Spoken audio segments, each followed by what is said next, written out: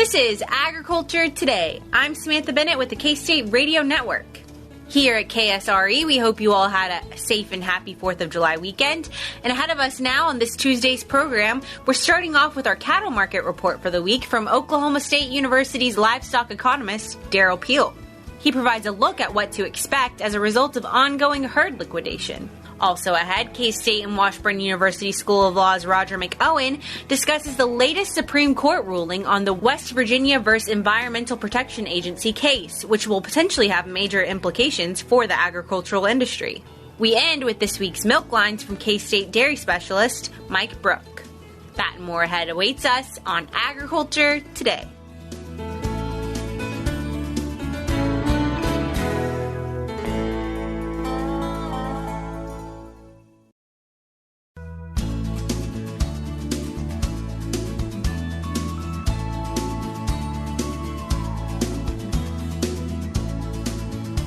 This is Agriculture Today. We're back now for our weekly cattle market report, and of course we're coming to you from Tuesday instead of our traditional on Monday, but we still wanted to make sure we wanted to get this information out to you all.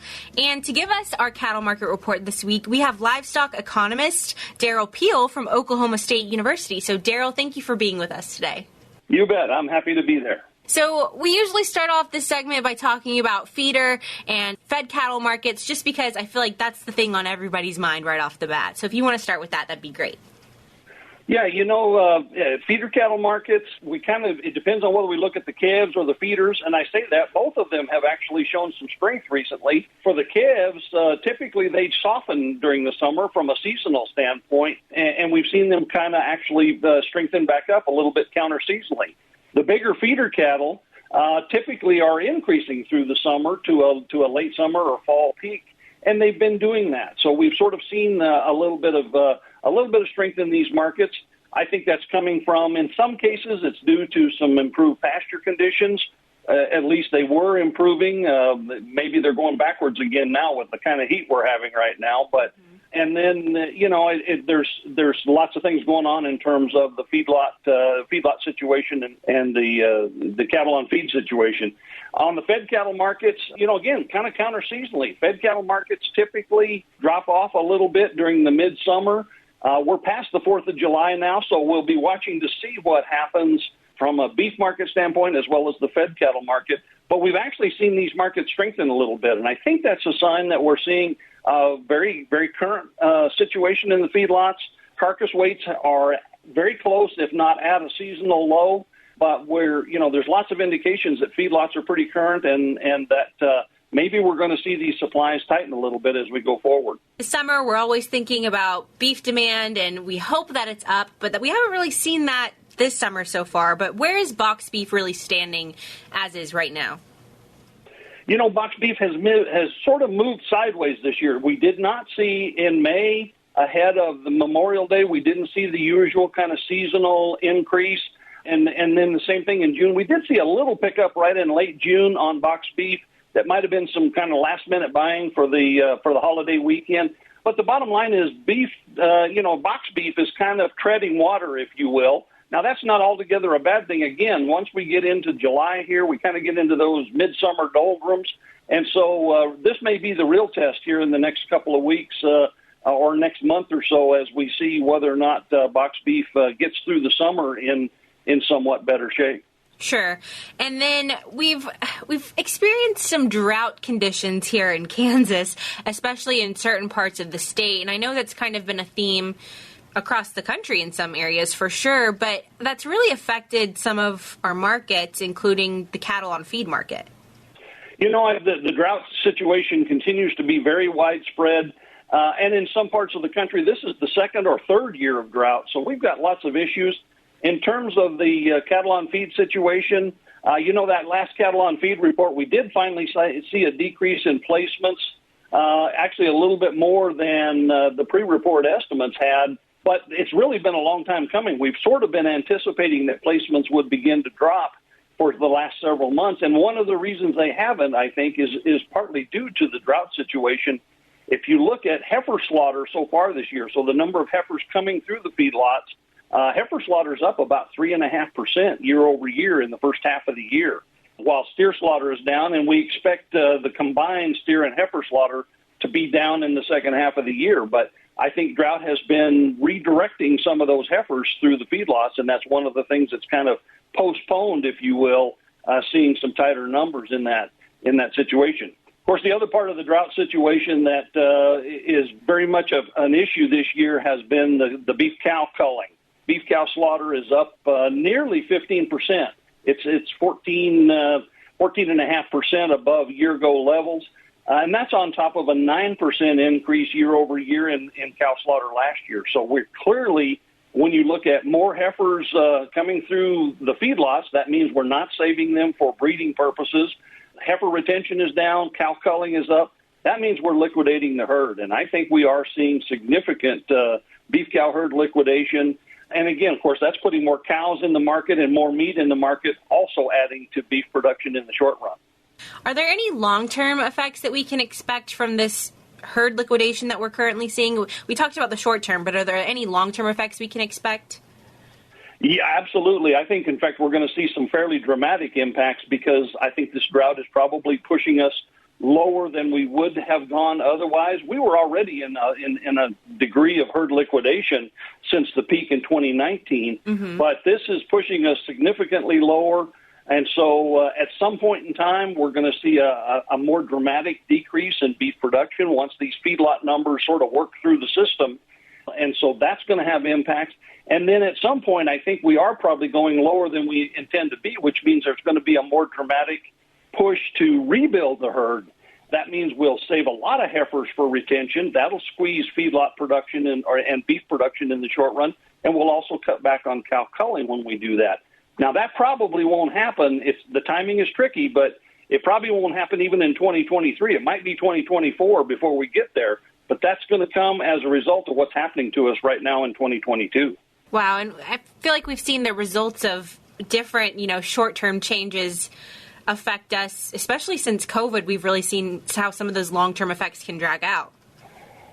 Yeah, we've been in a, kind of a constant state of turmoil, and so we've got an underlying cattle cycle, and then when you lay these kind of issues on there, this is a little bit like what happened to the beef industry in 2011 and 2012. We had severe drought in the southern plains, actually, that pushed cow numbers lower than we intended to be, and of course there was a fairly dramatic market response after that.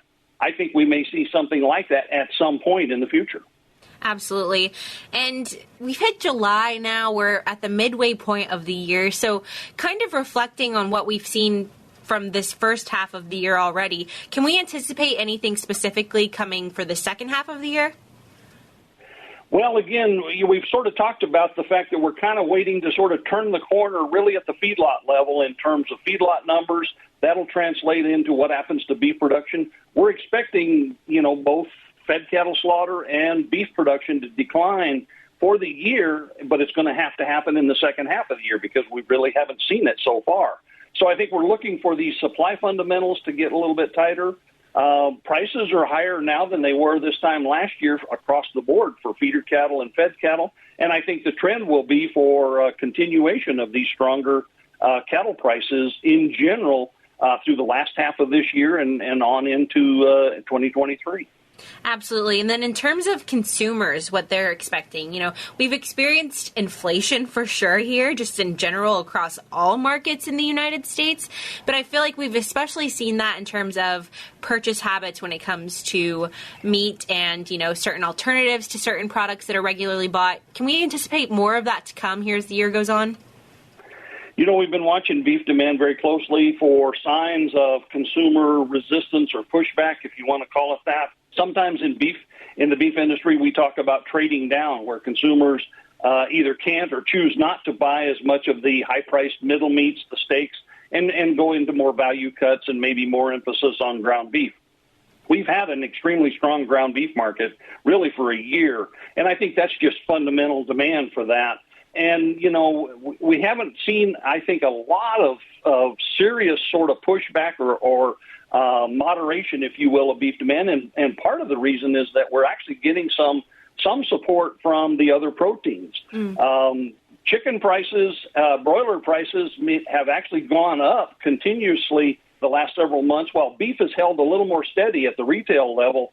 And so it's actually made beef, in some sense, even though it's at a fairly high level, it's made beef a little bit cheaper. So, and of course, our last hog and pig report showed that the hog industry is in contraction. And so pork prices have also stayed steady to a little bit higher. So across the board, proteins are relatively expensive, but within that protein complex, beef is holding its own very well at this point. And then in terms of the international beef trade, where do we really stand with where that's at right now? Part of that strong demand picture that we've had in general is coming from the trade side. So in terms of beef exports, 2021 was a record level, and so far, the first 4 months of 2022 that we have data for, beef exports are up about 6% as well on top of that. So that's holding up pretty well as well. We are seeing some increase in beef imports, but a lot of that is driven by that strong ground beef market that we referenced. And so we've got a lot of need for lean, if you will, to support that ground beef market that we have in the U.S. Well, Derrell, of course, we thank you for your time and your insight as well. You are very welcome. Anytime. That was Oklahoma State's livestock economist, Derrell Peel, on this week's cattle market update. Still ahead of us today on this Tuesday's programming. Coming up next, we'll have Roger McEowen from K-State University as well as Washburn University School of Law. He is going to be providing information on the latest Supreme Court ruling that might actually have potential implications for the agricultural industry as it stands. Also ahead still, we have this week's Milk Line segment with K-State dairy specialist Mike Brouk. We'll be back with more ahead on Agriculture Today.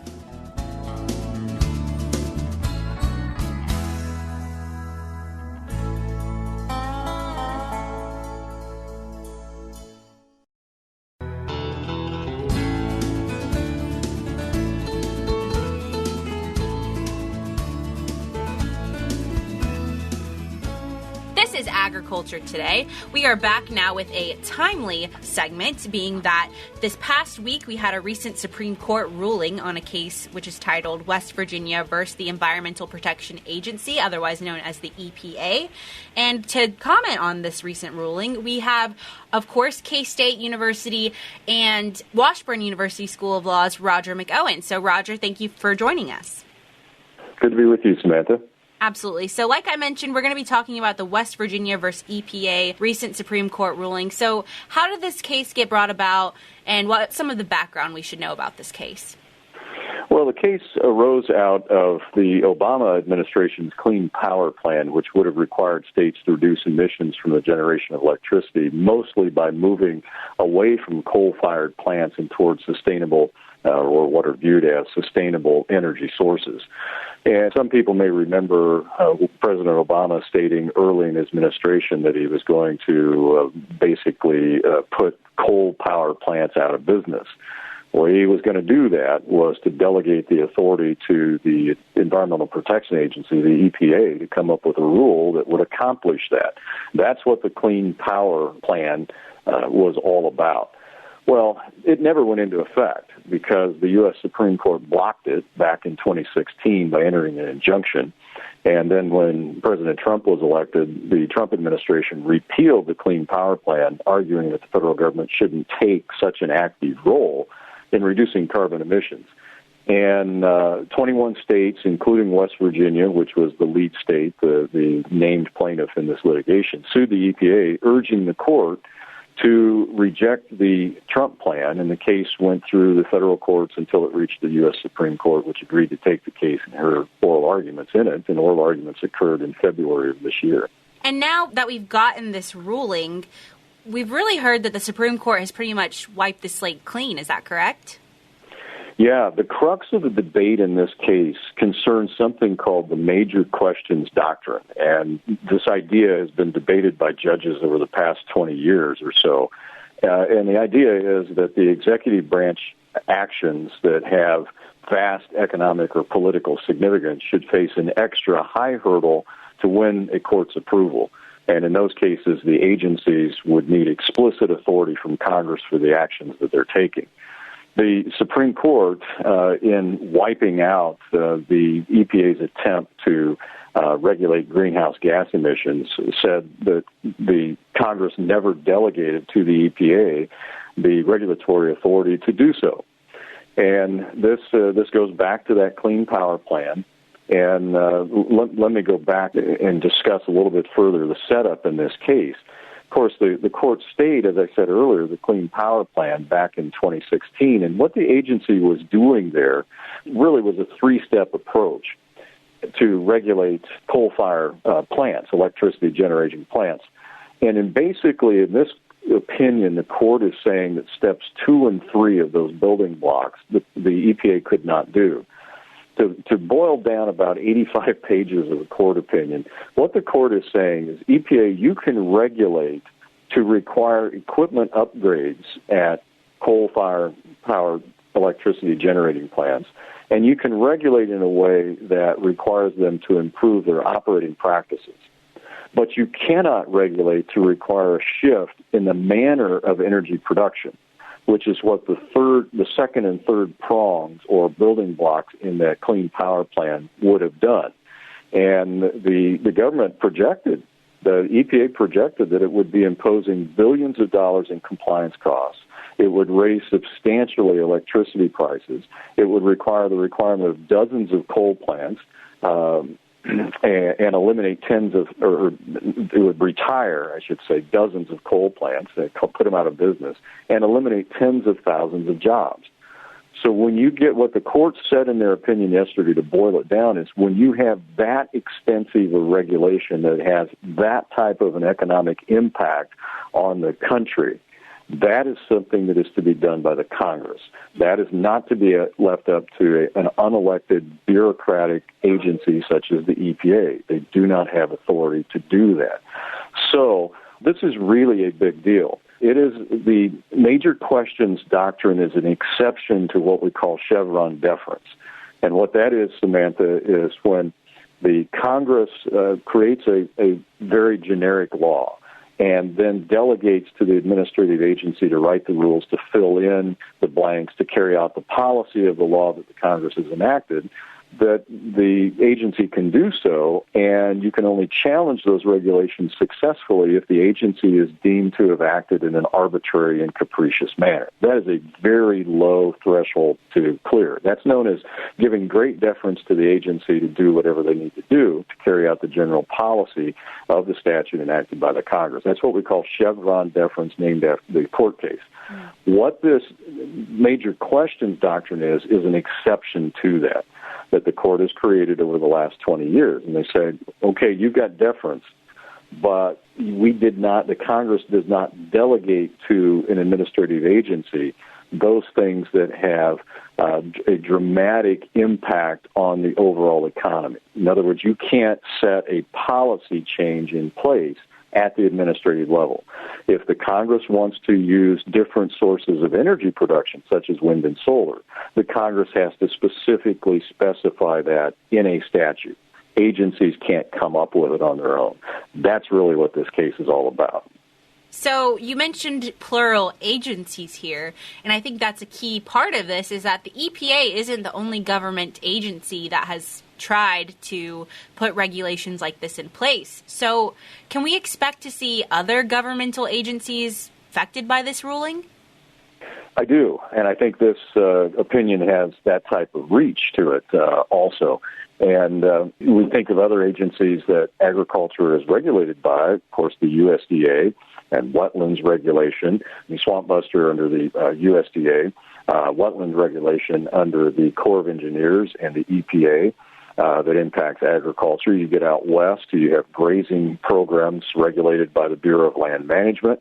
And all of those, when you have an agency that writes a rule that really has a legal impact of changing a policy, they're not going to be able to do that under the Supreme Court's opinion.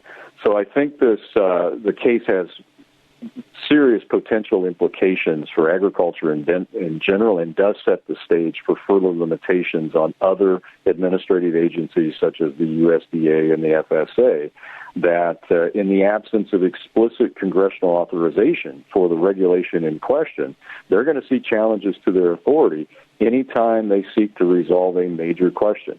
Now, obviously, the issue is going to be whether what something is that's being done invokes the major question doctrine or not, and that's kind of an issue in and of itself. But I think it does send a message to the regulatory agencies at the federal level that you better not go too far, because you're not going to be granted the deference that you normally are used to and have been used to for the past 40 to 50 years. Sure, and that shift of power in this way will be interesting to see how it plays out, because really it's taking that power away from the agencies, not away from them, but not as strongly in their hands as before, and it's giving it to Congress, right, which is, a voted upon body by the people.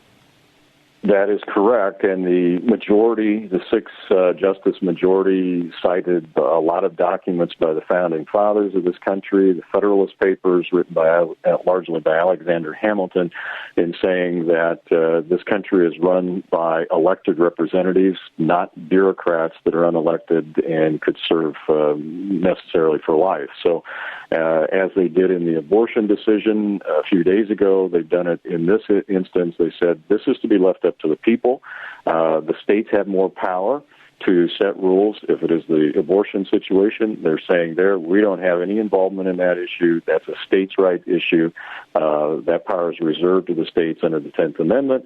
Now here they said, when you're trying to change major policy decisions are to be made by elected representatives. That rests with the Congress. So they're not saying you can't regulate. They're just saying when you get into a major issue, a major question, Congress, you got to do your job. So they kicked this back to Congress and basically said, Congress, you want to do that? That's fine.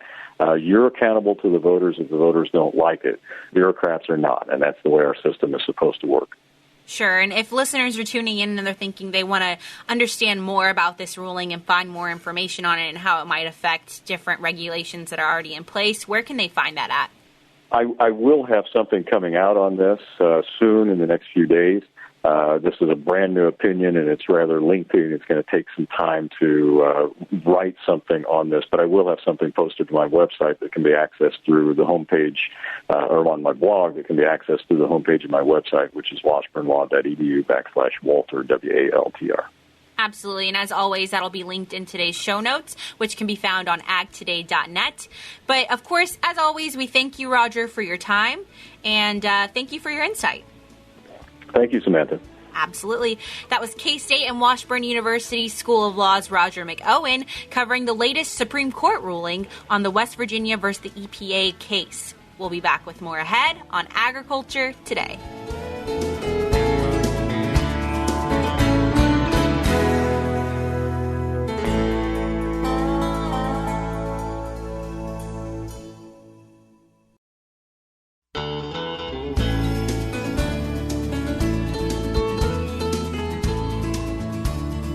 This is Agriculture Today. We're rounding out this Tuesday's programming, as always, with our Milk Line segment from K-State dairy specialist Mike Brouk. In this week's segment, he's covering milk trends that we're seeing across the United States. Today, I'd like to visit with our Kansas dairy producers concerning some changes and trends that we're seeing in milk marketing across the United States. The Milk Marketing Administrator does an excellent job of summarizing how milk is produced in different areas of the United States. And they usually divide it up by counties as one of the ways that we look at it. And we track whether or not those counties are increasing or decreasing in their milk marketings over the years. For example, in 2001, there were 518 counties across the United States that had an increase in the amount of raw milk that was produced in those counties. On the flip side of that, there were 1,139 counties that saw decreases in milk marketing. California continues to be a very strong producer, and a very high percentage of our milk is actually produced in the state of California, much of it in the Central Valley. So when you look at where those increased marketings actually occurred, a lot of those did occur in the western part of the United States, particularly as you look at the states of Washington, California, in Nevada, and also to some extent in Arizona.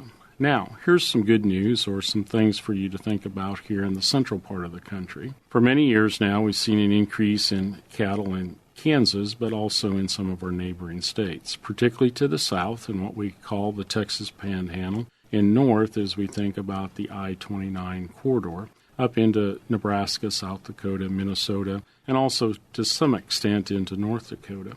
Those are areas that have seen an increase in the number of cows, and as a result of that, are seeing an increase in production in many of the counties represented in those areas. There does seem to be a decrease in milk marketings in some areas of California, particularly as you get to the very southern tip of the state. So there are some changes going on as far as where cows are located, even in a state that produces a large amount of milk. And while they can have increases in some areas, they see decreases in others. Particularly here in Kansas, we have a few of our counties that are really growing quickly, most of those obviously in the western part of the state. However, in the northeast, we also see some increase in milk marketings there, and that's the result of expansion of some of the farms in that region and the fact that we have fairly stable production from all of the farms there.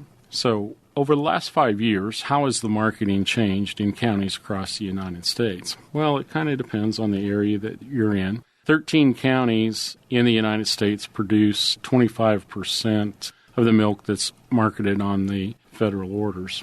There's a few less counties that are required to put together 50% of the total milk produced in the United States as compared to 5 years ago. 5 years ago, 59 counties across the U.S. marketed 50% of all the milk, and today only 54 counties. As you look at 75% of the total milk production in the United States in 2021, 162 counties accounted for that, and in 2016, only 182 counties. So we've seen a few increases in milk production in some of those counties, resulting in fewer counties needed in order to reach 75% of all the milk marketed on the federal orders. So what does this basically say? Well, basically what it says to us is that we're seeing increases in cow numbers in areas that are very favorable to dairy production.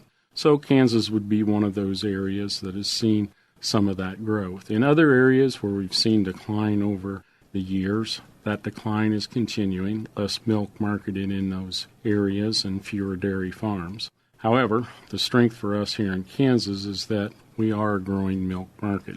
It's going to be more consolidated than it has in the past, that is true, but it is still a growing market, and with the new plant in Dodge City and the expansion of the plant in Hugoton, we will continue to see cow numbers grow, and our percentage of milk marketed here on our orders will increase over the next 5 years. This is Mike Brouk with K-State Research and Extension. With this week's Milk Line segment, that was K-State Dairy Specialist Mike Brouk.